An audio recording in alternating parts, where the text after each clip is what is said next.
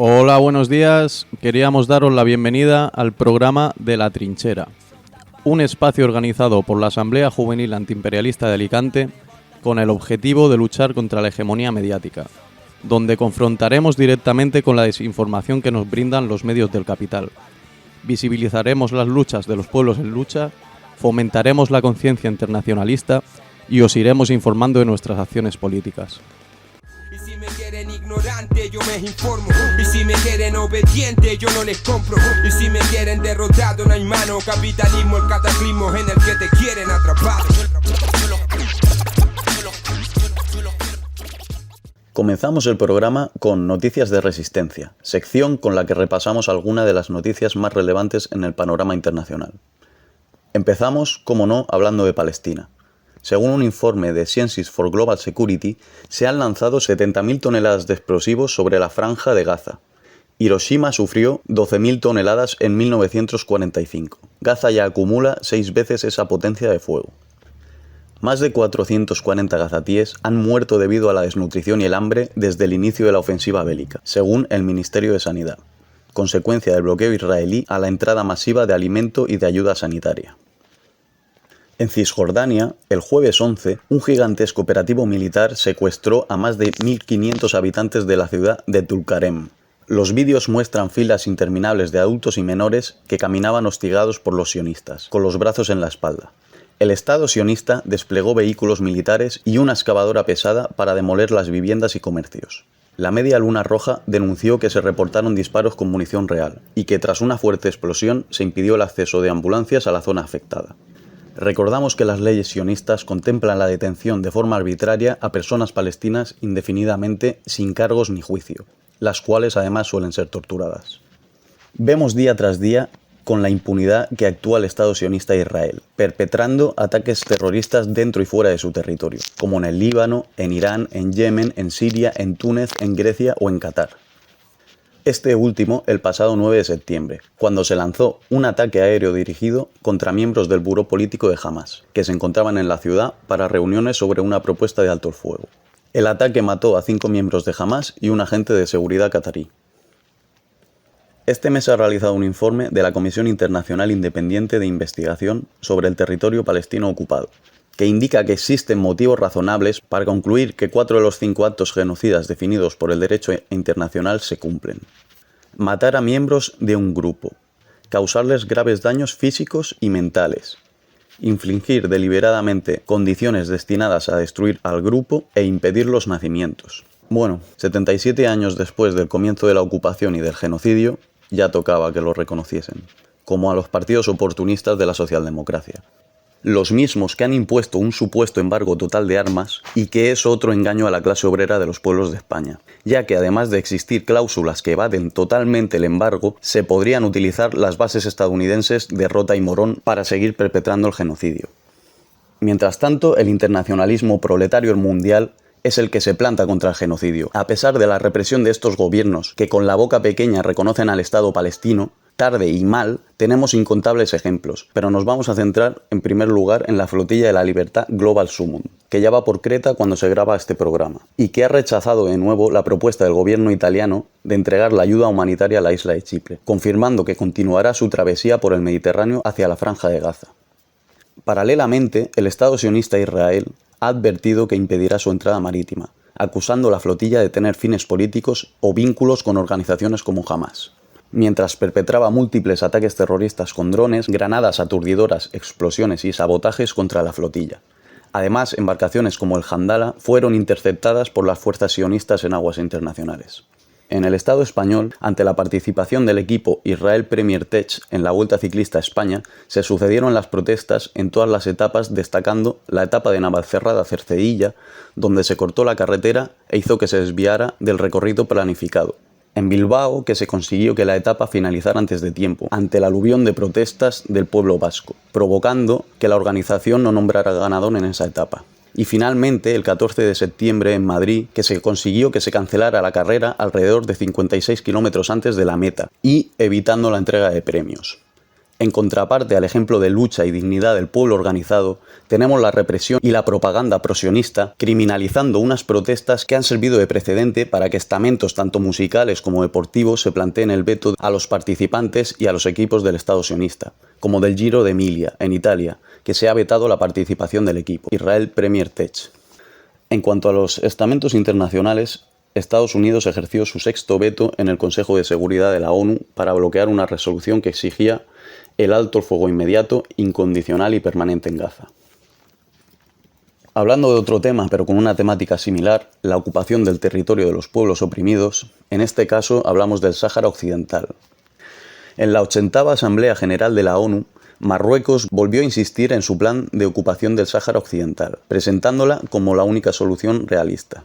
Sin embargo, este enfoque contradice las resoluciones de la ONU, que reconocen el derecho a decidir del pueblo saharaui en un referéndum de autodeterminación. Rabat ha comprado apoyos internacionales como de España, de Francia, de Estados Unidos o de Israel, a costa de acuerdos comerciales y militares, mientras explota ilegalmente los recursos naturales del Sáhara Occidental, que además les está despojando de los escasos recursos hídricos. Mientras, la resistencia saharaui sigue luchando, y este mes han atacado varias posiciones del ejército de ocupación marroquí en la región de Farsia. Cerca de las costas venezolanas, Estados Unidos ha hecho uso de la fuerza militar para destruir embarcaciones en aguas internacionales, violando una vez más el derecho internacional y sumando una nueva agresión imperialista con la justificación de la lucha contra el narcotráfico. Aunque el verdadero objetivo es desestabilizar al gobierno venezolano, mantener su hegemonía en la región y controlar sus recursos naturales. Además, el ejército estadounidense ha desplegado aviones de ataque en Puerto Rico y buques de guerra en el Caribe. Por su parte, Venezuela incautó más de 3,6 toneladas de cocaína en el estado de Falcón. Los detenidos durante el operativo confesaron que el cargamento estaba dirigido por un agente de la DEA llamado Levi Enrique López, confirmando que se trataba de una operación de falsa bandera organizada por Estados Unidos para desacreditar al gobierno venezolano. Y por último, acabamos en Nepal, donde el primer ministro Oli ha dimitido forzado por las protestas que sacudieron al país en unas revueltas en las que los manifestantes han irrumpido en el Parlamento y han prendido fuego al edificio.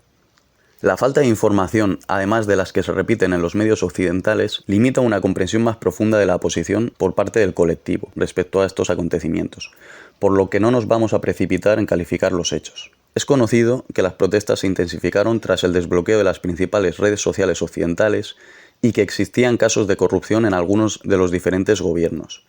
Pero la afinidad económica con países de los BRICS y su posición estratégica nos hacen dudar de si existe una injerencia externa con el objetivo de poner un gobierno títere para los intereses occidentales, como pasó por ejemplo con el Euromaidán en Ucrania.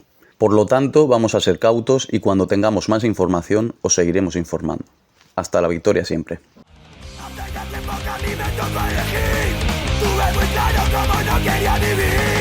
Civilizarme es estar a su lado, así que yo prefiero vivir hasta el pasado. Civilización, civilización. Molt bones a totes i tots el que escolteu aquest programa de La Trinxera, espai de l'Assemblea Juvenil Antiimperialista d'Alacant. La secció de l'anàlisi d'aquest mes de setembre hem volgut titular-la En defensa al dret a la resistència. El mes de setembre ha estat marcat per grans mobilitzacions en l'estat espanyol a favor de Palestina, amb especial reconeixement a les protestes durant la volta ciclista, així com per el reconeixement de l'estat palestí per gran part dels països occidentals i per la intensificació del genocidi per part del sionisme amb l'entrada a la ciutat de Gaza. Avui volem desmuntar el que suposa el tan esbombat reconeixement dels dos estats. Anem un poc cap arrere per a situar la realitat d'una proposta que no és precisament nova. De fet, recordem que l'any 2012 138 països de l'ONU ja ho van reconèixer i que suposa un veritable valor d'oxigen per a l'entitat sionista.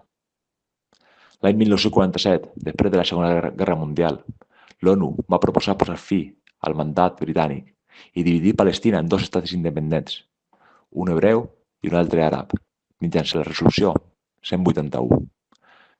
La història ha demostrat que d'aquesta resolució només es va complir la formació de l'entitat sionista d'Israel, la qual ja havia usat organitzacions paramilitars per assentar els colons.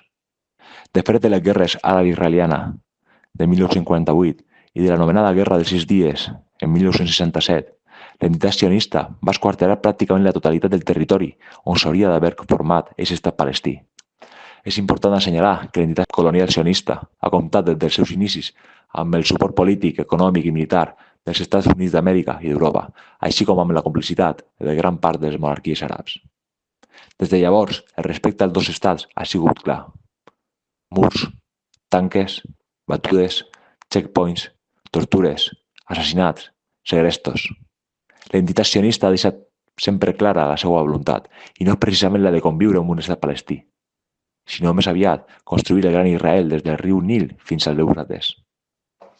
Des de 1988, l'Organització per a l'Alliberament de Palestina, representant oficial del poble palestí, va declarar formalment la creació de l'estat palestí i des de l'any 2012 participa en l'Assemblea General de l'ONU com a observador. Una vegada explicada la llarga trajectòria del reconeixement de l'estat palestí, què amaga realment aquest reconeixement? En primer lloc, el reconeixement d'un estat que no pot controlar el seu territori, que no té fronteres ni exèrcit, no pot controlar el seu espai aeri i marítim, és a dir, és crear un fantasma administratiu baix ocupació. En segon lloc, la voluntat clara de reemplaçar les organitzacions que formen part de la resistència, com l'FPLP, Hamas o la Jihad Islàmica, per l'Autoritat Nacional Palestina com a govern legítim que administra l'ocupació sense dir absolutament res i que, a més, exercís la repressió contra aquelles organitzacions que no ho accepten. Per altra banda, el reconeixement de l'estat palestí permet a gran part dels països de l'OTAN netejar la seva imatge després de 2 anys d'intensificació del genocidi, on la complicitat amb l'extermini d'un poble ha sigut absoluta. En quart lloc, la negació del dret legítim del poble palestí a defensar-se amb tots els mitjans al seu abast, inclosa la lluita armada contra l'ocupant. Això no és part d'un complot terrorista, sinó un dret internacional reconegut per la mateixa ONU.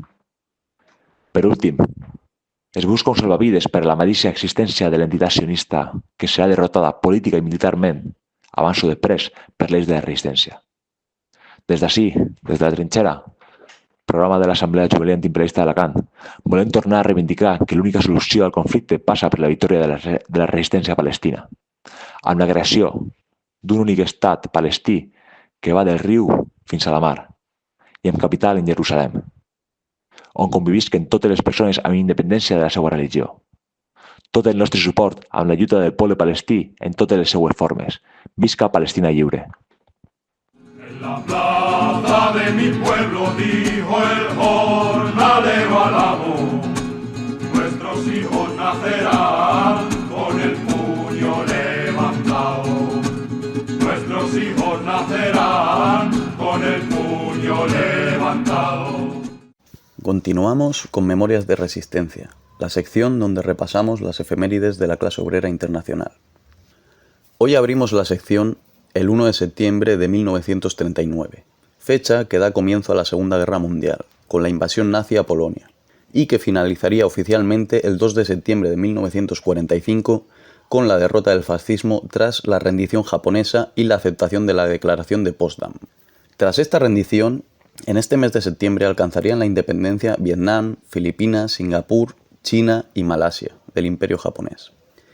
Cruzamos el Pacífico y un día después, el 3 de septiembre de 1945, el presidente estadounidense Harry Truman aprobó la Operación Paperclip, una ampliación de la Operación Overcoast, un plan secreto para llevar científicos nazis a los Estados Unidos. A unos 1.600 técnicos nazis, a cambio de no ser juzgados por crímenes de guerra, se les asignaron puestos de trabajo en el desarrollo de armas químicas y biológicas, de control mental en el programa MK-Ultra o en la NASA. El 4 de septiembre de 1970 gana las elecciones en Chile la Unidad Popular, liderada por el marxista Salvador Allende. 3 años más tarde, el 11 de septiembre de 1973, se da un golpe de Estado fascista con apoyo estadounidense. Ese mismo día se constituye la Junta Militar, que asume el poder ejecutivo y legislativo. Y el día 17 Pinochet asume el mando central de la voraz dictadura militar fascista chilena. Nos trasladamos a la Unión Soviética, donde el 8 de septiembre de 1942 comenzaba el sitio de Leningrado, bloqueo nazi que duró 872 días y que provocó más de 1 millón de víctimas, la mayoría de hambre. Parece que la historia se repite, en este caso en Gaza, a manos de los sionistas. Al este del continente euroasiático, el 9 de septiembre de 1948 se produce la proclamación de la República Popular Democrática de Corea, o Corea del Norte, como Estado socialista en oposición al dominio colonial y la ocupación imperialista del sur de la península. Ahora vamos al continente africano, más concretamente al Congo, el 14 de septiembre de 1960, donde se da un golpe de Estado apoyado por Bélgica, Estados Unidos y las Naciones Unidas contra el gobierno socialista de Patrice Lumumba, el cual fue torturado y ejecutado por la CIA y el ejército belga, el cual acabaría desmembrado y con sus huesos disueltos en ácido. Ni olvido ni perdón. En el continente lograrían la independencia del dominio colonial francés Mali en 1960, del británico Botsuana en 1966 y Eswatini en 1968, y de Portugal Guinea-Bissau en 1974. Por otro lado, el 15 de septiembre de 1821 se produce la independencia de Centroamérica, en la que se firma el Acta de Independencia, llevando así a Guatemala, Honduras, El Salvador, Nicaragua y Costa Rica a proclamar su independencia del Imperio Español. Regresamos a nuestro siglo, al 15 de septiembre de 2020, en la Casa Blanca de Estados Unidos, donde Israel, junto a Bahrein y los Emiratos Árabes Unidos, a los que se les sumaría Sudán y Marruecos, firmarían los Acuerdos de Abraham. Un acuerdo que vendieron como acuerdo de paz para frenar la anexión sionista, y que solo ha sido una cortina de humo para blindar la ocupación marroquí sobre el Sáhara, para marginar aún más a la Palestina ocupada y para firmar acuerdos de libre comercio entre el Estado de Israel y los países árabes. El 18 de septiembre de 1921, en Marruecos, el líder rebelde Abd el-Krim proclama la independencia de la República del Rif, habiendo derrotado a las potencias coloniales españolas y francesas. El 21 de septiembre de 1964, Malta se independiza del Reino Unido, una base estratégica importante para el dominio británico en el Mediterráneo, aunque las últimas tropas británicas no abandonaran la isla hasta 15 años después.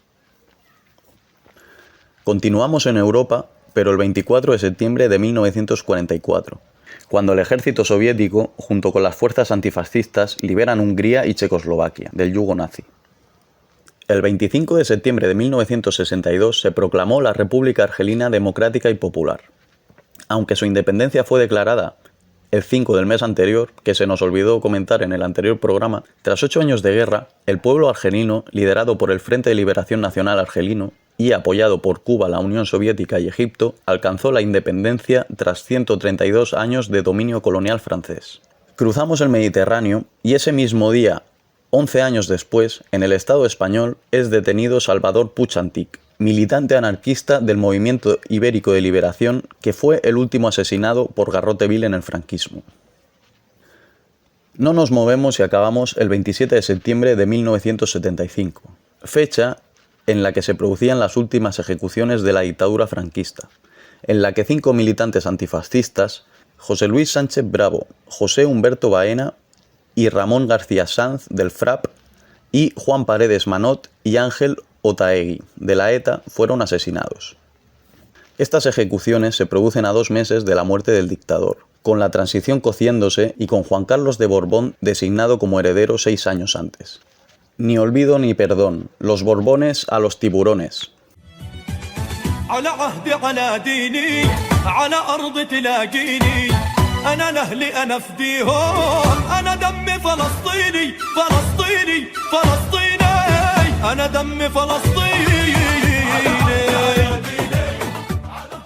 Bienvenidos y bienvenidas a Voces en Lucha, el espacio donde resuenan las voces que construyen resistencia. Hoy volvemos al 19 de septiembre, cuando desde la JA dimos el pistoletazo de salida a la campaña No iremos a sus guerras, una iniciativa política que nació de la urgencia y de la conciencia. En esta edición recuperaremos el eco de aquella charla formativa, porque sus enseñanzas son trinchera. El 19 de septiembre, la JA dio inicio a la campaña No iremos a sus guerras. Esta iniciativa política tiene como objetivo concienciar a la clase trabajadora de Alicante, en especial a la juventud, sobre el ascenso de las políticas de la UE y la OTAN. Estas políticas, como el aumento del gasto militar, campañas mediáticas que generan miedo como el kit de supervivencia y demás, vienen acompañadas del empobrecimiento de los trabajadores y trabajadoras, con recortes en salud, educación, etc., y en el futuro supondrán la muerte de la juventud que irá a la guerra. La convocatoria, a la que asistieron una docena de personas, comenzó con la presentación de dicha campaña. Tras esto, se dio paso a una charla formativa a cargo del ponente invitado, Felipe, docente que vive en primera persona cómo el belicismo está entrando en las aulas. En la charla, nos explicó por qué la guerra es un evento necesario dentro de la lógica del sistema capitalista y cómo se está difundiendo un discurso que lo justifica, tanto en los medios como en las aulas, donde se forma nuestra juventud, en contraposición a la educación para la paz que debería imperar en estos espacios.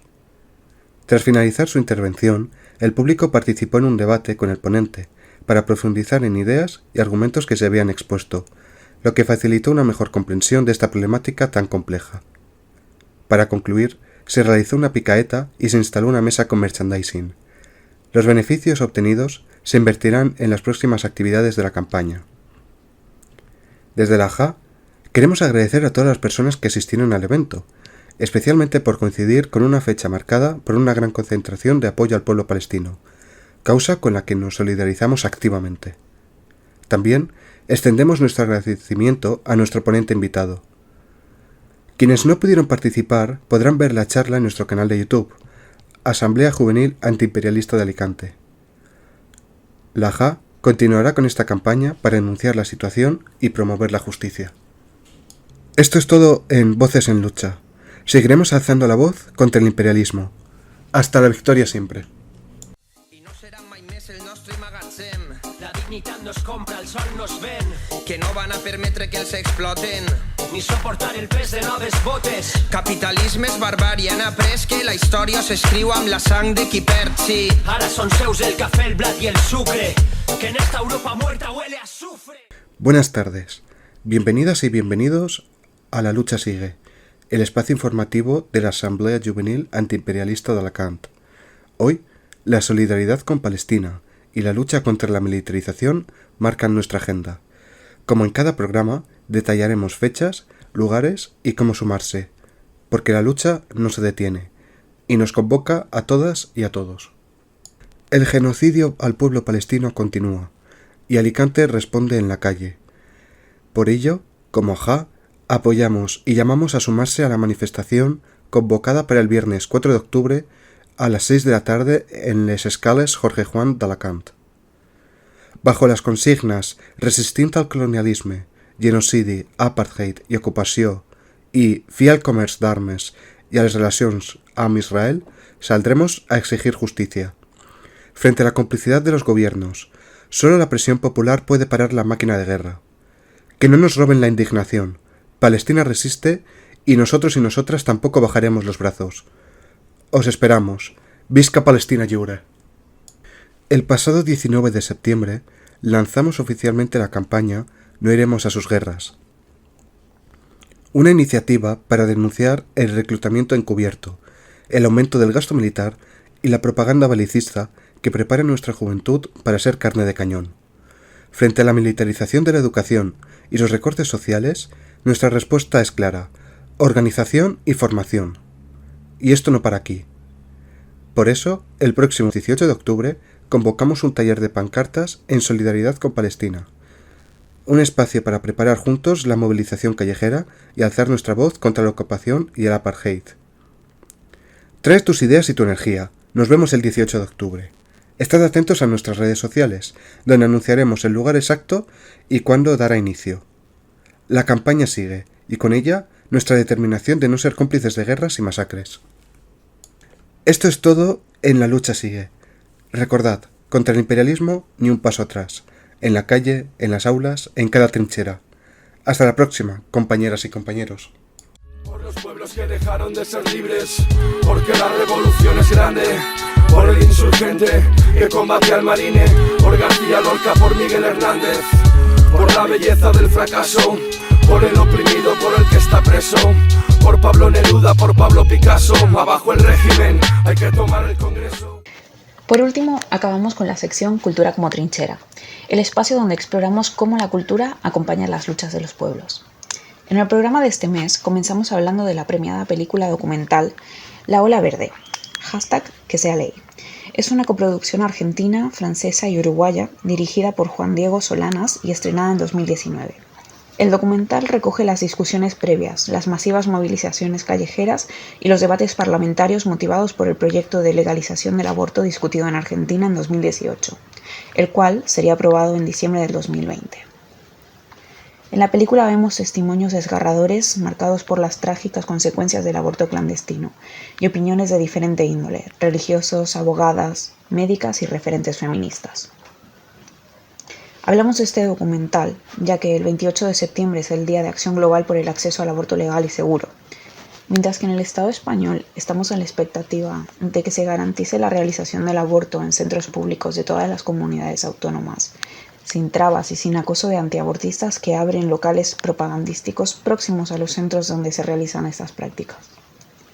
Según datos publicados por Amnistía Internacional, el 22% de las mujeres en edad reproductiva viven en un país que solo contempla el aborto si la vida de la mujer corre peligro, y el 23% en el que solo está permitido por cuestiones sociales o económicas. Como se viene demostrando año tras año, la prohibición del aborto o no garantizarlo en entidades públicas no reduce el número de estos, solo aumenta las muertes por la clandestinidad en la que se llevan a cabo, ya que fuerza a las mujeres obreras sin recursos económicos suficientes a abortar en clínicas clandestinas, jugándose la vida. Según un estudio realizado por Guttmacher Institute, casi el 50% de los abortos realizados en el mundo se dan en condiciones inseguras y el 13% acaba con la muerte materna. El lobby antiabortista internacional está conformado por una gran cantidad de entidades de ultraderecha y religiosas de todo el mundo con un gran respaldo económico, que niega a la mujer el derecho más básico, decidir sobre su propio cuerpo y su propia vida. Este machismo paternalista campa y legisla a sus anchas ejerciendo su poder sobre las mujeres del mundo. No podemos cerrar los ojos porque parezca que en nuestro entorno cercano se garantiza este derecho. La solidaridad internacionalista entre mujeres es vital para la defensa de nuestras vidas y de nuestros derechos.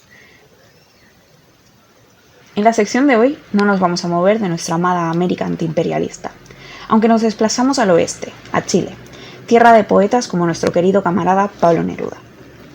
Hoy traemos un poema de Gonzalo Millán, el escritor y poeta más joven de la llamada generación del 60, exiliado tras el golpe de estado de Pinochet del que hemos estado hablando anteriormente. Hoy os traemos el poema número 48 de su obra más conocida, La ciudad. Un poemario crudo, donde se relatan los horrores de la dictadura y de la pérdida de derechos del pueblo chileno.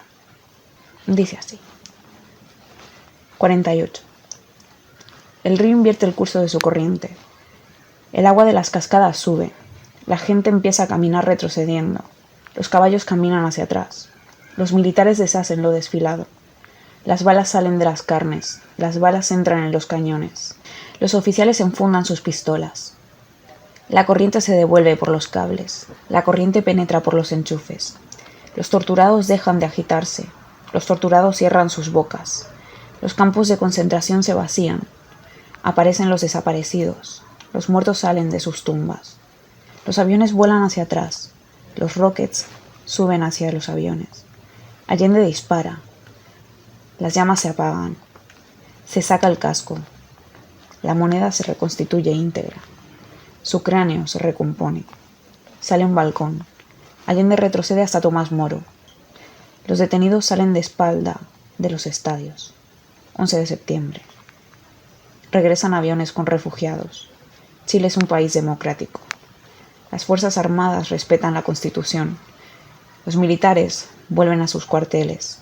Renace Neruda. Vuelve en una ambulancia a Isla Negra. Le duele la próstata. Escribe. Víctor Jara toca la guitarra. Canta. Los discursos entran en las bocas. El tirano abraza a Prat. Desaparece. Prat revive. Los cesantes son recontratados. Los obreros desfilan cantando. Venceremos. Y finalizamos la sección y el programa de este mes con el cantante que no canta por cantar, ni por tener buena voz, y cuya guitarra tiene sentido y razón. Víctor Jara, ese cantante valiente, cuyo canto siempre será una canción nueva. Víctor Lidio Jara Martínez fue un militante comunista, músico, profesor, escritor y director de teatro chileno. Tras el golpe de Estado que derrocó al gobierno de Salvador Allende el 11 de septiembre de 1973, Jara fue detenido al día siguiente por las Fuerzas Armadas de la dictadura militar. Fue torturado y brutalmente golpeado. Le rompieron las costillas a patadas y fracturaron sus manos a culatazos mientras le propinaban insultos, y burlándose de él, pidiéndole que tocase ahora su guitarra, ya que este héroe de la clase obrera no cesaba de alentar al resto de prisioneros y de cantar sus canciones a modo de resistencia y esperanza. Tras 4 días, fue asesinado con más de 40 disparos. A pesar de ello, no lograron callarlo ni a él ni a su eterna guitarra, que nunca dejará de resonar en el corazón de cada revolucionaria y cada revolucionario del mundo. Os dejamos con la canción que da título a su 6º álbum, El derecho a vivir en paz. La canción habla del internacionalismo, el derecho de la autodefensa de los pueblos y enarbola la victoria del pueblo vietnamita frente a la invasión yanqui, ya que en este mes de septiembre celebramos el 80 aniversario de la Declaración de Independencia de Vietnam, proclamada por Ho Chi Minh. Este día marca la liberación de Vietnam del dominio francés y japonés y la fundación de la República Democrática de Vietnam. Gracias, camarada Víctor Jara. Hasta la victoria siempre.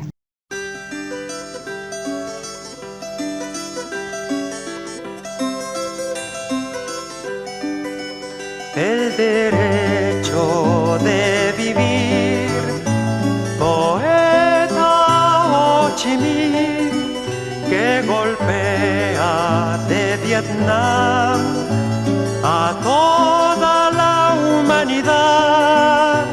Ningún cañón borrará el surco de tu arrozal, el derecho de vivir en paz. Indochina es el lugar más allá del ancho mar, donde revientan la flor con genocidio y napalm. La luna es una explosión que funde todo el clamor, el derecho de vivir en paz.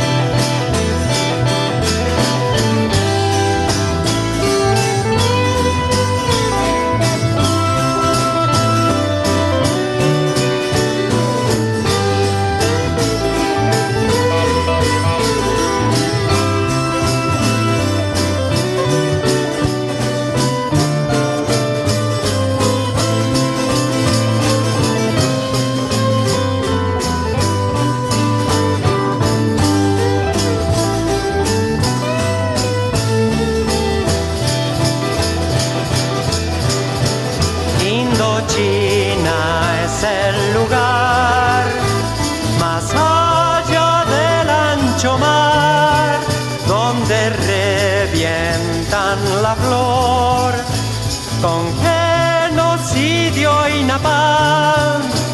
La luna es una explosión que funde todo el clamor, el de